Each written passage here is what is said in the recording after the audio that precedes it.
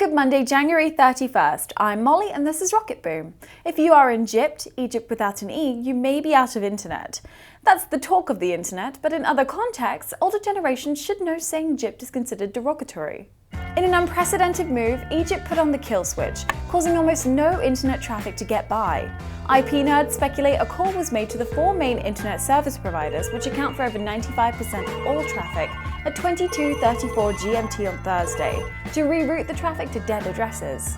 Data connections were turned off ahead of the planned protest against the renewal of President Hosni Mubarak's 30-year reign, expected WikiLeaks cables on a conspiracy for a coup d'etat, and to prevent the uploading of videos like this one, police in Cairo running for their lives. Everything is fine. Love the Egypt government. Tag censorship. It was the printing press having the last laugh, as citizens of the world were called upon to send faxes. Send the latest WikiLeaks cables with information related to Egypt to any fax machine in the country, and don't be shy with including your own messages. Fire in the streets of Cairo, fire in the government buildings. Protesters have been encouraged to save the hard drives and computers in the various government buildings on fire and under assault and send them to WikiLeaks for processing and worldwide distribution. Of another concern, the fires are too close to the Central Egyptian Museum. You can see how close, and this is no regular collection of artifacts. This is the Museum of Egyptian Antiquities, and their dates back, way back. A human chain literally stood before her, soldiers protecting her front door, but so sad to see looters have already caused such damage. 2 mummies were reportedly damaged amidst the broken artifacts.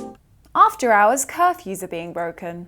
Police are said to have dispersed from many neighbourhoods where some looting has occurred, though neighbours are working together to form protection groups to help secure people and property, especially in the darkness of the night.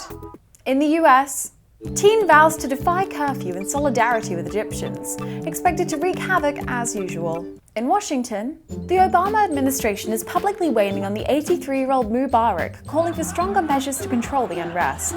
Many pundits suggest this is the tipping point for the end of Mubarak's 30-year-long reign, in favour of free elections. According to the new cables, the American government secretly backed key leaders behind the uprising, having planned a regime change over the last 3 years.